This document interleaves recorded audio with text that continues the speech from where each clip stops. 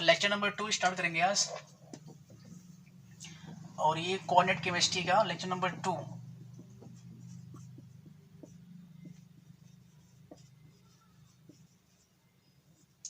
Coordinate compound. तो कल इतना बता दिया गया था आपको कि कोऑर्डिनेट कंपाउंड्स होते क्या हैं। वैसे जैसे K4FeCN6 और K4FeCN6 ये एग्जांपल लिया गया था। तो इनको बोलेंगे कोऑर्डिनेट कंपाउंड, या तो इनको बोलते हैं कॉम्प्लेक्स कंपाउंड। इनकी बात करेंगे। कल मिला था हमको साल्ट, कल हम लोग साल्ट देखे थे। तो जो लोग लेक्चर फर्स्ट नहीं देखे उसको चेक कर लेंगे, तब 2 पर आएंगे। साल्ट जो था वो कई प्रकार का था। इसमें से कुछ को बोलेंगे सामान्य लवण, कुछ को अम्लीय लवण, कुछ को द्विक लवण, कुछ को क्षारीय लवण, और एक था जी संकर लवण। उसी से बात हो रही है। साल्ट में 2 चीजें चेक करना हमको। एक तो द्विक लवण क्या होता है, एंड एक संकर लवण क्या होता है। तो द्विक लवण को बोलते हैं डबल साल्ट। डबल साल्ट जैसे K2SO4 into Al2SO4 thrice and into 24H2O। तो ये पोटास एलम है, इसको बोलेंगे द्विक लवण, इनको बोलेंगे डबल साल्ट। और या तो KCl into MgCl2 and into 7H2O, तो ये भी होता है द्विक लवण। इस प्रकार के लवण द्विक लवण को बोलेंगे। इस प्रकार के लवण जो 2 या 2 से अधिक सामान्य लवणों से मिलकर के बने होते हैं। जैसे यहाँ पर पोटेशियम सल्फेट है, एक ये सामान्य लवण है, और एल्युमिनियम सल्फेट भी एक सामान्य लवण होता है। इन दोनों को मिलाकर के जो यहाँ पर बना हुआ है फिटकरी, ये एक द्विक लवण है, चूंकि इसमें पोटेशियम सल्फेट एक सामान्य लवण मिलाया गया और एल्युमिनियम सल्फेट भी एक सामान्य लवण है जो कि मिलाया गया है। तो ऐसे लवण जो 2 या 2 से अधिक प्रकार के सामान्य लवणों से मिलकर के बने होते हैं उनको बोलते हैं द्विक लवण, डबल साल्ट। हमको यही चेक करना है कि द्विक लवण है क्या, और सेम इसके जैसा जो कॉम्प्लेक्स साल्ट होता है संकर लवण क्या होता है। क्योंकि संकर लवण हमको पढ़ना है, पूरा चैप्टर संकर लवण के बारे में है। द्विक लवण को एक बार ट्राई करते हैं कि द्विक लवण है क्या, डबल साल्ट किसको बोलेंगे, और दोनों में डिफरेंसेस क्या होता है। जैसे KCl into MgCl2 into 6H2O। तो द्विक लवण की कहानी कुछ ऐसी होती है। यदि हम लोग KCl की बात करें, थोड़ा सा सिंपली देखेंगे। अगर KCl की बात करें तो ये K plus and plus Cl minus, इससे मिलकर के KCl बनेगा। KCl इनसे मिलकर के KCl बनेगा। इसको दिखा रहा हूं, K plus and plus Cl minus, ये मिलेंगे तो KCl बनेगा। एंड प्लस MgCl2 जो है वो Mg double plus and plus 2Cl minus से मिलकर के बनेगा, तो ये हो जाएगा MgCl2। देखिए इस बात को तोड़ रहे हैं। K plus and Cl minus मिलेंगे तो KCl बनेगा, and Mg double plus and 2Cl minus मिलेगा तो MgCl2 बनेगा। और प्लस इसी में H2O के 6 मॉलिक्यूल्स मिल जाएंगे तो ये 7 मॉलिक्यूल्स आ जाएंगे, तो ये हो जाएगा H2O। इनकी कहानी कुछ ऐसी है कि जब आप KCl, MgCl2 एंड 7H2O को तोड़ेंगे, जल में घोलेंगे। देखिए एक बार KCl बनेगा K प्लस Cl माइनस से, एंड MgCl2 बनेगा Mg double plus and 2Cl minus से, और H2O बनता है H plus and 2H minus से। ये हो गया। अब कुछ ऐसा है कि यदि आप इनको तोड़ेंगे या जल में घोलेंगे तो ये टूट जाएगा KCl plus MgCl2 and plus 7H2O। तो जितने मॉलिक्यूल्स हैं इसके सब अलग अलग हो जाएंगे। KCl अलग हो जाएगा, MgCl2 अलग हो जाएगा, और जो H2O के मॉलिक्यूल सब अलग हो जाएंगे। तो इस कंडीशन में जब जल में आप घोलेंगे तो वो अपना नेचर खो देता है। जैसे KCl, MgCl2, H2O जो था, अब वो नेचर इसमें नहीं रह गया। लेकिन एक पॉइंट है, जल में घोलेंगे अपना नेचर खो देगा, लेकिन फिर भी इस ये जिन अणुओं से बना है उनका नेचर नहीं जाएगा, वो वही रहेगा। यहां पर तोड़ोगे फिर भी आपको K+Cl- मिलेगा, Mg double plus and 2Cl- मिलेंगे, और यहां पर तोड़ेंगे फिर भी वही मिलेगा, K+Cl- and Mg double plus and 2Cl-। हल्का सा देख लीजिए, द्विक लवण ऐसे लवण होते हैं जो कि जब उनको आप जल में घोलेंगे तो वे अपने गुण को तो खो देंगे, जैसे KCl into MgCl2 into 7H2O। जब ये इंटू इंटू की अवस्था में है तो इस समय ये एक अलग ही चीज है, ये एक द्विक लवण है, लेकिन जब तोड़ देंगे तो ये सामान्य लवण बना देगा। KCl MgCl2 एंड 7H2O सभी मॉलिक्यूल्स अलग हो जाएंगे, मतलब इसका जो नेचर था बदल गया। लेकिन ये जिन कणों से बना हुआ है वो नहीं बदलेगा, जिन कणों से पहले बना था उन्हीं कणों से अब भी बना हुआ है, तो इनको बोलेंगे द्विक लवण। ऐसे ऐसे यौगिक जिनको आप जल में घोलिए, या ऐसे लवण जिनको आप जल में घोलिए, वे अपने नेचर को, अपने गुण को खो देंगे, लेकिन जिनसे बने हैं उनका गुण कभी नहीं जाएगा, तो उनको बोलेंगे द्विक लवण। सेम टू सेम इसी का उल्टा होता है, सेम टू सेम इसी का जस्ट उल्टा होता है, जिसको बोलेंगे आप संकर लवण। तो संकर लवण की बात करते हैं, इनको बोलेंगे कॉम्प्लेक्स साल्ट या कॉम्प्लेक्स कंपाउंड, और कॉम्प्लेक्स कंपाउंड से ही बनता है कोऑर्डिनेट कंपाउंड्स। जैसे अगर बात करें K4FeCN6 की, तो यहां पर देख लेते हैं K4FeCN6, यदि इसको तोड़ा जाए तो ये टूटेगा 4K plus and plus FeCN6 और यहां पर आ जाएंगे 4-।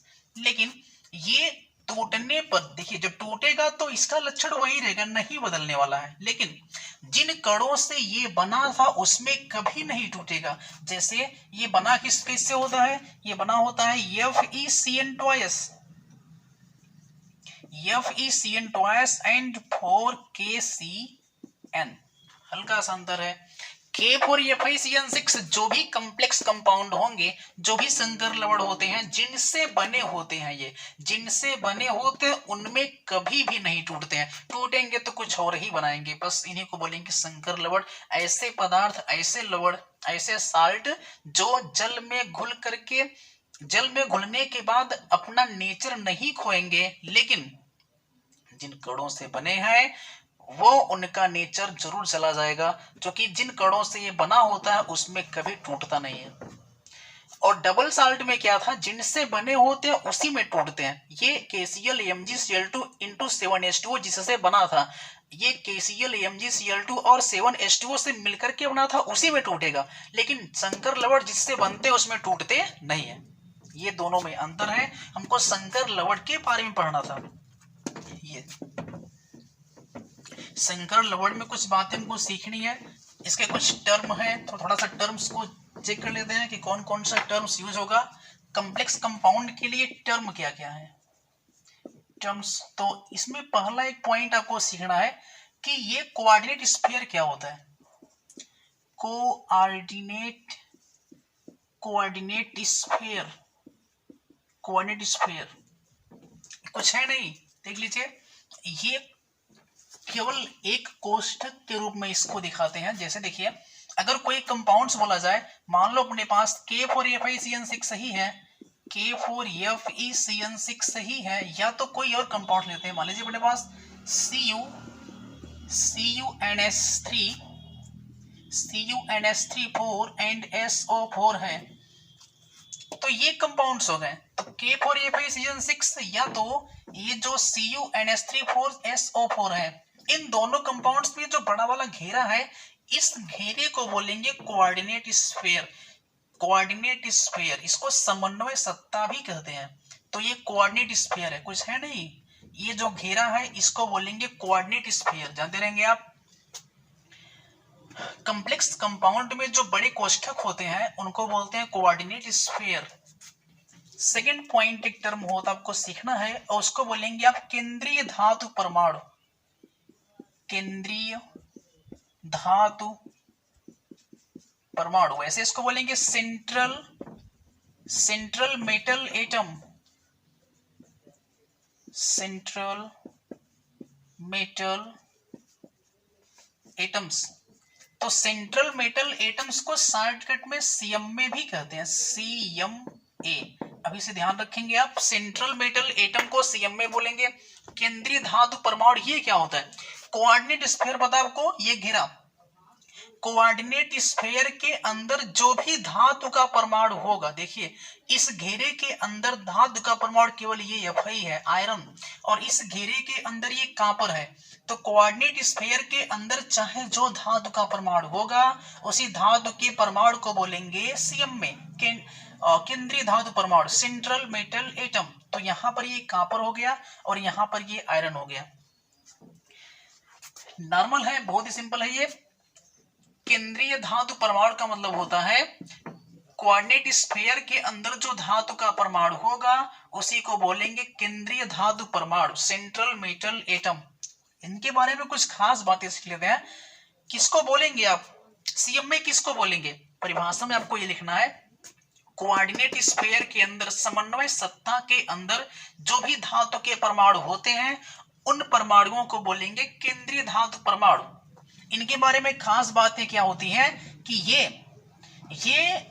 केंद्रीय धातु परमाणु वही होंगे जो डी ब्लॉक एलिमेंट होते हैं। तो ध्यान रखना आप, ये डी ब्लॉक एलिमेंट, ये डी ब्लॉक एलिमेंट्स होते हैं, ये डी ब्लॉक एलिमेंट्स हैं, ये डी ब्लॉक के तत्व हैं। सेकंड पॉइंट, डी ब्लॉक का तत्व क्या होता है? संक्रमण तत्व होता है। तो इनको बोलेंगे आप संक्रमण तत्व, ये रियल में संक्रमण तत्व होते हैं। इनको बोलेंगे ट्रांजिशन मेटल, ये ट्रांजिशन मेटल्स हैं, ये ट्रांजिशन मेटल्स हैं, संक्रमण तत्व हैं। या तो इनको संक्रमण धातु कहते हैं, जो कि डी ब्लॉक एलिमेंट में सब के सब धातु होते हैं। तो D block elements, central metal atom, CM में डी ब्लॉक का एलिमेंट होता है, ये संक्रमण तत्व है, ट्रांजिशन मेटल होता है। एक बात और, डी ब्लॉक एलिमेंट्स या संक्रमण तत्व जो होते हैं इनके पास वैकेंट ऑर्बिटल होता है। इनके पास क्या होगा? Vacant orbital. आपको यह भी ध्यान रखना है कि डी ब्लॉक एलिमेंट्स के पास वैकेंट ऑर्बिटल होता है। वैकेंट ऑर्बिटल्स को बोलते हैं खाली कक्षाएं। तो इनके पास खाली कक्षाएं होती हैं, और जिसके पास खाली कक्षाएं होती हैं केवल वही सीएम में बन पाएंगे और सभी सीएम में नहीं बन सकते हैं। सीएम में डी ब्लॉक एलिमेंट्स होगा, ये संक्रमण तत्व होते हैं और इनके पास वैकेंट ऑर्बिटल्स होता है, इनके पास खाली कक्षाएं होती हैं। अच्छा, ये खाली कक्षाएं क्यों होती हैं? अगर इनके पास खाली कक्षाएं हैं तो एक नया पॉइंट और आप इसमें ऐड कर लेंगे, इन्हीं खाली कक्षाओं में ये लोन पेयर्स को ग्रहण करते हैं। खाली कक्षाओं में लोन पेयर्स को ये ग्रहण करेंगे। तो डी ब्लॉक एलिमेंट्स जो होगा इनको संक्रमण तत्व कहेंगे और इनके पास वैकेंट ऑर्बिटल्स होता है। हम क्यों पढ़ रहे हैं इसको? क्योंकि केंद्रीय धातु परमाणु कोऑर्डिनेट कंपाउंड्स में जो कोऑर्डिनेट एंटिटी, कोऑर्डिनेट स्फीयर के अंदर जो धातु का परमाणु होगा उसका नाम था केंद्रीय धातु परमाणु। ये डी ब्लॉक के तत्व ही बनाते हैं और कोई बना नहीं सकता, क्योंकि इनके पास वैकेंट ऑर्बिटल होता है, इनके पास खाली कक्षाएं होती हैं और इन्हीं खाली कक्षाओं में लिगेंड्स लोन पेयर देता है। तो ये लोन पेयर को एक्सेप्ट करते हैं। क्यों? क्योंकि इनके पास खाली कक्षाएं होती हैं। जिन जिन परमाणु के पास खाली कक्षाएं होंगी केवल वही केवल सीएम में बना सकता है। तो ये लोन पेयर को एक्सेप्ट करेंगे, इनके पास खाली कक्षाएं होती है। हम लोग इसको चेक कर लेंगे भाई कि खाली कक्षाएं कहां होती हैं। तो इनके पास खाली कक्षाएं होती हैं। डी ब्लॉक एलिमेंट्स चाहे जो रहेगा, scandium, titanium, vanadium, chromium, manganese, iron, cobalt, निकल, कॉपर, जिंक, सभी लोग जो होते हैं उनके पास वैकेंट ऑर्बिटल, जिन जिनके पास वैकेंट ऑर्बिटल होगा वही सीएम में बनाएंगे। तो ये लोन पेयर को एक्सेप्ट करते हैं, लोन पेयर को ये ग्रहण करेंगे। ये लोन पेयर को एक्सेप्ट करेंगे, एक्सेप्टर। तो ये लोन पेयर एक्सेप्टर होते हैं, लोन पेयर को ग्रहण करेंगे। और जो लोन पेयर को ग्रहण कर ले उसको लुईस अम्ल कहते हैं। तो ये हो जाएगा लुईस एसिड। तो ये एक नोट पॉइंट आप ध्यान रखेंगे कि सीएम में जो होता है वो लुईस एसिड होता है, वो लुईस अम्ल होता है। सीएम में जो होगा वो लुईस अम्ल होगा, क्योंकि ये लोन पेयर को ग्रहण करता है। ये सेकंड पॉइंट हो गया। पहला टर्म्स में पहला पॉइंट है कोऑर्डिनेट स्फीयर। कोऑर्डिनेट कंपाउंड्स में जो बड़े कोष्ठक होते हैं उसको कोऑर्डिनेट स्फीयर कहेंगे, और इस स्फीयर के अंदर जो धातु का परमाणु होगा उसको केंद्रीय धातु परमाणु कहते हैं। ये डी ब्लॉक के तत्व या संक्रमण तत्व होते हैं, इनके पास खाली डी कक्षाएं होती हैं, इनके पास वैकेंट ऑर्बिटल होता है, खाली कक्षाएं होती हैं, और इन्हीं खाली कक्षाओं में ये लोन पेयर को ग्रहण करते हैं, एक्सेप्ट करते हैं, इसलिए सीएमए को लोइस एसिड भी कहते हैं। ये हो गया सीएमए के बारे में। एक तीसरा पॉइंट इसमें और आपको जो सीखना है, अब देखिए कोऑर्डिनेट स्फीयर के अंदर तो ये मेटल तो हो गया, अब इसके अलावा जो बचा है ये यहाँ पर CN बचा है साइनाइड, और यहाँ पर अमोनिया है, ऐसे बहुत सारे होते हैं, तो इनको अलग से एक नाम दिया गया है, इनको बोलेंगे लिगेंड्स। तो लिगेंड्स या कुछ लोग इसको लाइगेंड भी कहते हैं। तो ये लिगेंड्स की बात करते हैं, लिगेंड्स क्या होते हैं। तो एक टर्म्स का थर्ड पॉइंट है लिगेंड, लिगेंड्स। अब लिगेंड्स क्या होता है, लिगेंड्स हम लोग उसको बोलते हैं जो लोन पेयर को दे सके। तो ये लोन पेयर डोनर होते हैं, lone pair donor, lone pair को जो दे सके, लोन पेयर को जो दे सके। अच्छा, लोन पेयर क्या होता है मैं समझा दे रहा हूं आपको एक बार। जैसे NH3 की संरचना बनाएंगे आप, तो NH3 में एक इलेक्ट्रॉन का जोड़ा होता है, इसी जोड़े को लोन पेयर कहते हैं। तो जो लोन पेयर दे सकता है उसे लोन पेयर डोनर कहेंगे, और वही लिगेंड्स कहलाते हैं। कोऑर्डिनेट स्फीयर के अंदर धातु परमाणु को छोड़ करके जो भी परमाणुओं का समूह होगा या आयन होगा उसी को लिगेंड्स कहते हैं। या तो वे पदार्थ जो सेंट्रल मेटल एटम को लोन पेयर दान करते हैं उनको लिगेंड्स कहते हैं। परिभाषा दो बन सकता है इसका। कोऑर्डिनेट स्फीयर के अंदर इस घेरे समन्वय सत्ता के अंदर धातु परमाणु के अलावा जो पदार्थ बचेंगे उनको लिगेंड्स कहेंगे। या तो सेंट्रल मेटल एटम केंद्रीय धातु परमाणु को जो लोन पेयर दे सकेगा उसको लिगेंड्स कहते हैं। तो ये लिगेंड्स के बारे में हो गया। पॉइंट नंबर 1 इसका कुछ टर्म है, लिगेंड्स क्या होते हैं। लिगेंड्स जो होगा वो लोन पेयर डोनर होता है, देखा गया, ये लोन पेयर दे सकते हैं, इनके पास लोन पेयर होता है। अगर इनके पास लोन पेयर है और ये लोन पेयर देंगे, इलेक्ट्रॉन का युग्म जो दे सकता है उनको लुईस क्षार कहते हैं, तो इनको लुईस बेस कहेंगे। ये लुईस बेस होते हैं, ये लुईस क्षार होते हैं। ये पहला पॉइंट है कि लिगेंड्स क्या होगा, लुईस क्षार होगा, ये लोन पेयर को दे सकता है। सेकंड पॉइंट क्या है, लिगेंड्स वही बनेगा जिसके पास कम से कम एक लोन पेयर हो, जिसके पास कम से कम एक लोन पेयर हो वही लिगेंड्स कहलाएगा, सब लोग लिगेंड्स नहीं कहलाते। तो ये हो गया लिगेंड्स के बारे में। 3 आपको बातें सीखनी थी, एक तो कोऑर्डिनेट स्फीयर क्या होता है, एक लिगेंड्स क्या होते हैं, और एक सेंट्रल मेटल एटम। तीनों चीजें हो गई। अब इसको यहां से हटाते हैं, चलेंगे एक नए टॉपिक पर। ये लिगेंड्स की बात हो रही है। तो लिगेंड्स कई प्रकार के होते हैं। लिगेंड्स का हिंदी नाम भी लिगेंड्स ही होता है, लिगेंड्स को लिगेंड्स ही कहते हैं। और लिगेंड्स उसको बोलते हैं जो लोन पेयर को दे सके, जो केंद्रीय धातु परमाणु सीएमए को लोन पेयर दे सके उनको लिगेंड्स कहेंगे। लिगेंड्स खास करके 3 टाइप का होता है, और ये तीनों टाइप आपको आने चाहिए। देखिए, एक को बोलेंगे एक दंतुर, एक को बोलेंगे एक दंतुर, और एक को बोलेंगे द्विदंतुर लिगेंड, और एक होता है तीसरा जिसको बोलते हैं बहुदंतुर लिगेंड, बहुदंतुर लिगेंड्स। तो एक को बोलेंगे मोनोडेंटेट लिगेंड,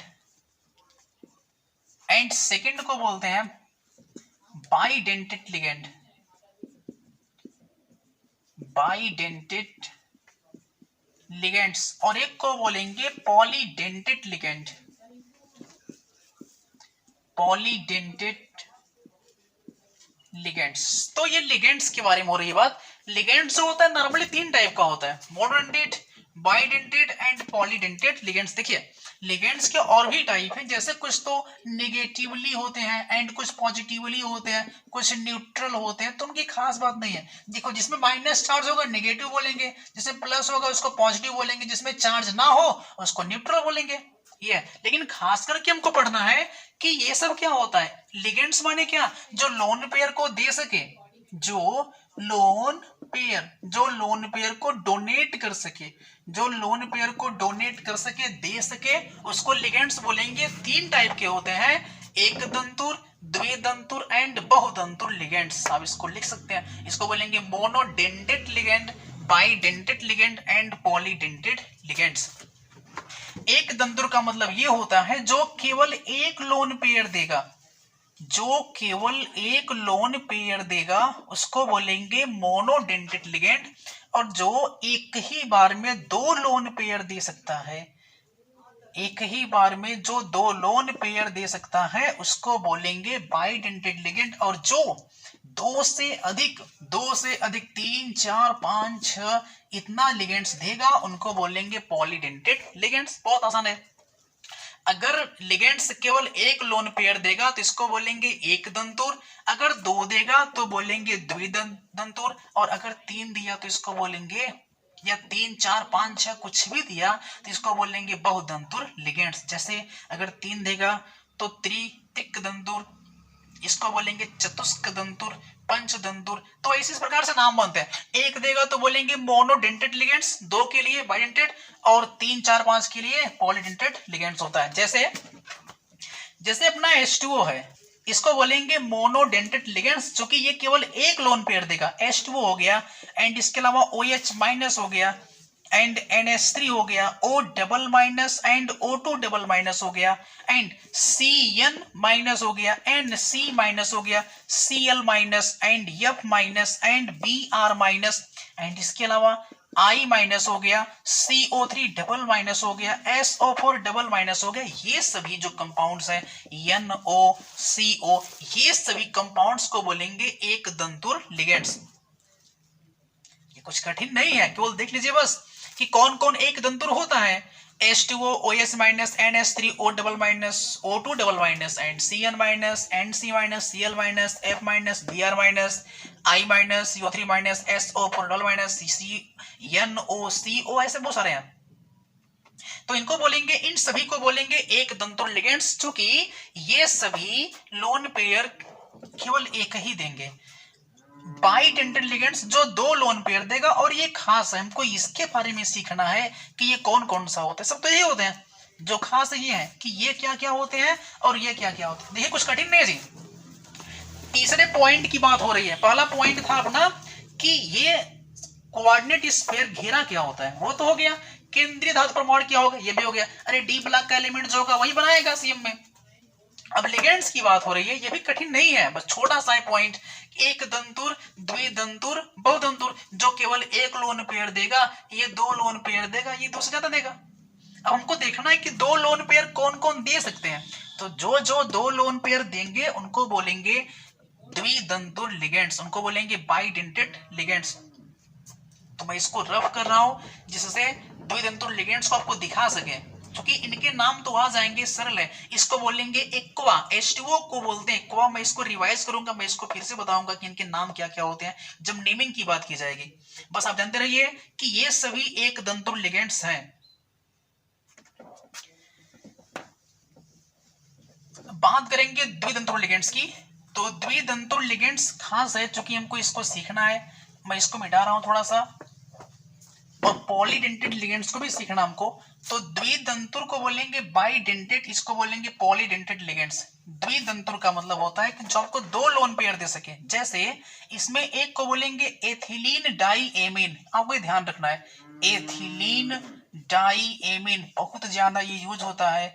एक को बोलेंगे एथिलीन डाईएमीन, और शॉर्ट फॉर्म में इसको दिखाते हैं EN से, EN। अब ये है क्या, एथिलीन डाईएमीन, ये क्या है, एक द्विदंतुर लिगेंड से। लेकिन होता कैसा है देख लीजिए, CH2 single bond CH2 and single bond NH2 and single bond NH2, एक लोन पेयर यहाँ पर होता है और एक लोन पेयर यहाँ पर होता है, यही दो लोन पेयर देगा ये। तो इसी को बोलेंगे द्वितंतुर लिगेंड्स।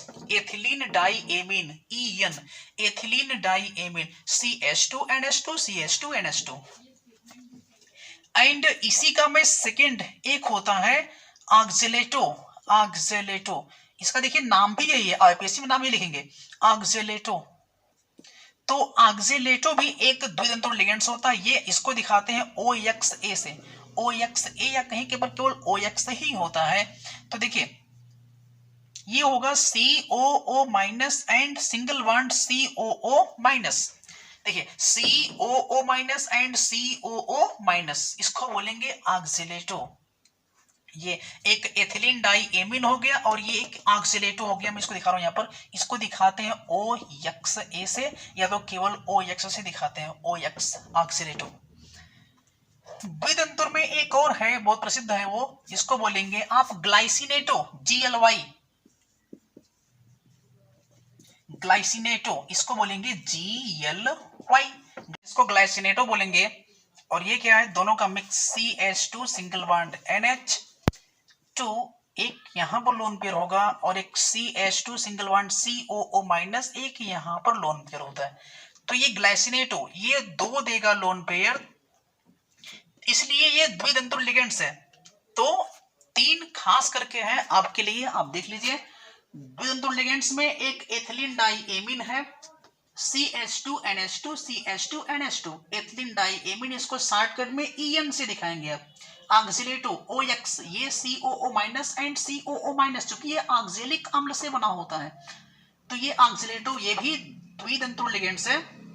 ग्लाइसिनेटो GLY, ग्लाइसिनेटो को GLY से दिखाएंगे और ये CH2NH2 CH2COO माइनस होता है।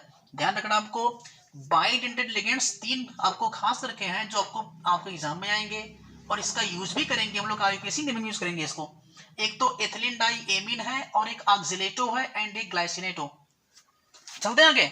बहुतंतुर लिगेंड्स, बहुतंतुर लिगेंड्स का मतलब होता है जिनके पास दो से अधिक लिगेंड्स होंगे उनको बोलेंगे बहुतंतुर लिगेंड्स। जैसे अगर बात करें हम लोग CH2 सिंगल बॉन्ड NH2 की एंड सिंगल बॉन्ड देखिए NH and single bond CH2NH2, तो यहां पर देखेंगे आप 1 2 3, इसके पास तो तीन लोन पेयर हो गए और तीनों ये एक साथ ही दे सकते हैं, तो इनको बोलेंगे बहुतंतुर लिगेंड्स।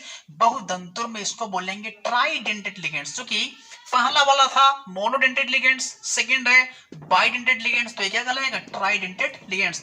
जो 4 देगा उसको बोलेंगे टेट्राडेंटेड लिगेंड्स, जो 5 देगा उनको बोलेंगे पेंटाडेंटेड लिगेंड्स और जो 6 देगा उसको बोलेंगे हेक्साडेंटेड लिगेंड्स। तो बहुतंतुर का मतलब ये होता है कि आपको लोन पेयर वो 3 हो सकता है कि 3 दे या 4 दे, 5 दे या तो 6 दे। यदि लोन पेयर वो आपको 6 देगा तो उसको बोलेंगे हेक्साडेंटेड लिगेंड्स, और बहुत ही कॉमन है, बहुत ही विशेष होता है। हम लोग इसको चेक कर लेंगे क्या होता है वो। CH2 and single bond CH2 and single bond N, single bond N, तो इनके पास भी लोन पेयर है देने के लिए। अब देखिए COO माइनस एक एसीटेट यहां पर आयन है, COO माइनस एक एसीटेट आयन यहां पर है, इसके पास भी COO माइनस एसीटेट आयन और COO माइनस एसीटेट आयन। तो ये 1 2 3 4 5 6 ये आपको 6 लोन पेयर देगा, तो इसको बोलेंगे हेक्साडेंटेड लिगेंड्स। बहुत ही विशेष है, इसका नाम बड़ा विशेष है। इसको एथिलीन डाईएमीन टेट्रा एसीटेट, इसको बोलेंगे ethylene diamine tetra acetate, tetra acetate EDTA, इसको शॉर्टकट में EDTA बोलते हैं, EDTA ethylene diamine tetra acetate. तो हमने आज इतना केवल कवर किया है कि कोऑर्डिनेट कंपाउंड्स में कौन कौन से टर्म होते हैं और वो टर्म किस प्रकार से यूज होते हैं, उनके क्या क्या महत्व है, कौन कौन कैसा होता है, कैसे पहचानेंगे क्या होता है। केवल 3 चीजें पढ़ना होता है। कोऑर्डिनेट स्फीयर, उसका कोई यूज ही नहीं, बस जानते रहो कि एक घेरा होता है, बस उसको बोलेंगे कोऑर्डिनेट स्फीयर। कोऑर्डिनेट स्फीयर के अंदर 2 बातें सीखनी थी, एक तो लिगेंड्स के बारे में अभी हमने देखा, इसके पहले एक सेंट्रल मेटल एटम, केंद्रीय धातु परमाणु देखे थे। उसका मतलब होता है कि कोऑर्डिनेट स्फीयर के अंदर जो धातु का परमाणु होगा उसको केंद्रीय धातु परमाणु कहते हैं। वो सारी कहानी क्लियर हो गई थी। और ये डी ब्लॉक एलिमेंट्स होगा, डी ब्लॉक का तत्व ही केवल केंद्रीय धातु परमाणु बना सकता है और कोई बना नहीं सकता। वो हो गया। ट्रांजिशन मेटल बोलते हैं उनको। अच्छा, उनके पास क्या होता है, खाली डी कक्षाएं होती हैं। और लिगेंड्स किसको बोलेंगे, जो केंद्रीय धातु परमाणु को लोन पेयर दे सके उनको लिगेंड्स कहते हैं। 3 टाइप पढ़ा हमने, एक दंतुर, द्विदंतुर और बहुदंतुर लिगेंड्स। ठीक, बस इतना आज क्लोज करेंगे। और हाँ, कल इन्हीं के बेस पर आपको अगले लेक्चर में पढ़ाया जाएगा कि कोऑर्डिनेशन नंबर क्या होता है, उपसह संयोजन संख्या निकालते कैसे हैं, और एक इफेक्टिव एटॉमिक नंबर क्या होता है। कोऑर्डिनेशन नंबर और इफेक्टिव एटॉमिक नंबर, प्रभावी परमाणु क्रमांक उसको बोलेंगे आप। तो effective atomic number and coordination number, समन्वय संख्या या उपसह संयोजन संख्या किसे कहते हैं, बहुत ही खास है, बहुत ही सिंपल है। उसकी बात अगले लेक्चर्स में करेंगे। वो बहुत ही आसान चीज है, अगर आपको याद रहेगा तो आ जाएगा। धन्यवाद।